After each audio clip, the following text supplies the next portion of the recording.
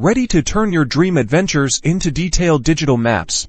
Let's dive into creating tracks with Garmin Basecamp. First, open Garmin Basecamp and locate the toolbar at the top of the screen. Click on the new icon. It looks like a blank page and select track from the drop-down menu. Now, zoom into the area on the map where you want to create your track. Select the Insert Track Point tool, which looks like a pencil drawing a line. Begin clicking along your desired route. Each click adds a track point, defining the path. Don't worry about being perfect, you can always add it later. To adjust the track's properties, right-click on the track in the left pane and select Properties. Here, you can change the track name, color, line thickness, and even add elevation data if you have it. To edit individual track points, select the track and use the Insert Track Point tool to add more points, or the Move Point tool to reposition existing ones. You can also delete points by right-clicking them and selecting Delete. Once you're happy with your track, you can transfer it to your Garmin device by connecting it to your computer and clicking the Send to Device button. Finally,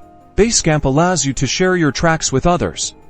You can export them as GPX files, which are compatible with many GPS devices and mapping software. So get out there, explore, and start mapping your adventures.